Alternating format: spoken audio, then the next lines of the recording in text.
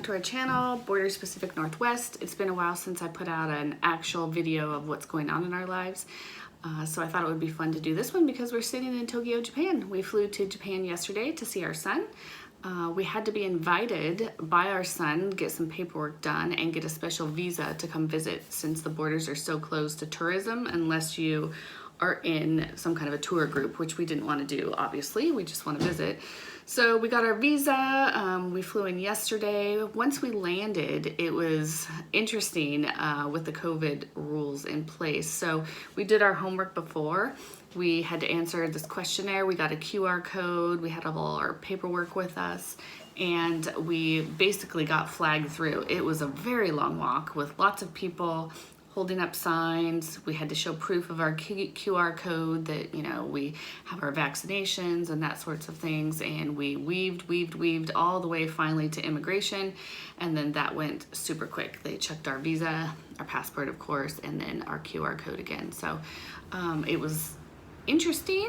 It took a while, but it was hassle-free because we were prepared. So we're pretty excited to be here. So this week, I figure I'll make a few videos and put them out so you can see what's going on in Tokyo with us, Quinn and Hina. And we are staying in an Airbnb in a suburb of Tokyo. So we're pretty far, about an hour away from central Tokyo, which I'm totally fine with because it's super busy.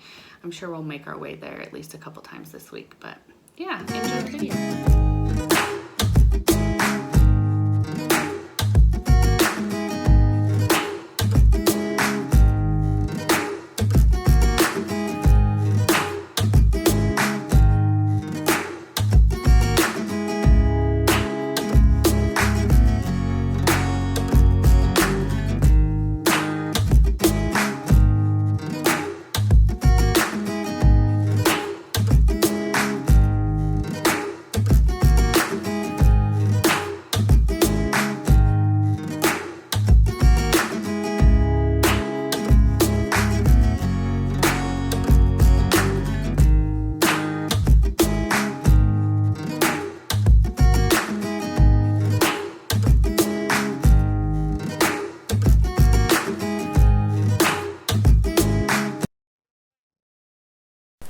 So here you see a typical Japanese bathroom shower area where it's all enclosed. It's like a wet dry bath. So you get water everywhere, but that's pretty typical.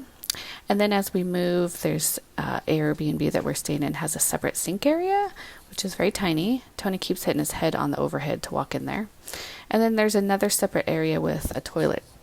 And this has the bidet, and it warms your booty and plays music and even does massage, I believe. So here we see the kitchen. Standard, there's a washer off to the left, and then that little black thing under the stove is where they cook toast, which is kind of cool. So yeah, just thought you guys might be interested. One of my favorite things is the little bakeries in Japan, all the fresh breads and desserts made daily. I can't even tell you how delicious they are. Hey everyone, so it is about 7:44 in the morning on Sunday.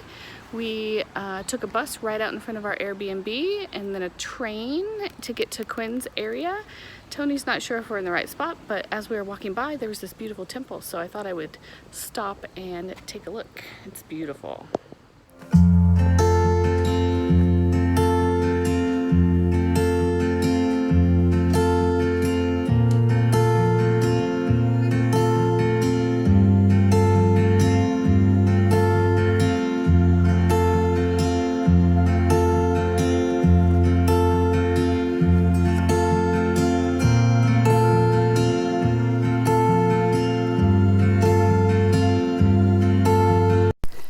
After we met up with Quinn and Hina and they made us some breakfast, we went for a walk in this beautiful park, and I just saw all of these sunflowers and they were just so beautiful. I must have taken a million pictures, but they were blowing in the wind, and of course they were all facing the sun, trying to stand up. And so it was just a beautiful exhibit just right out in the middle of the park. This park is a park that I've never seen before. It's massive and it's really focused on kids. There's this huge play area.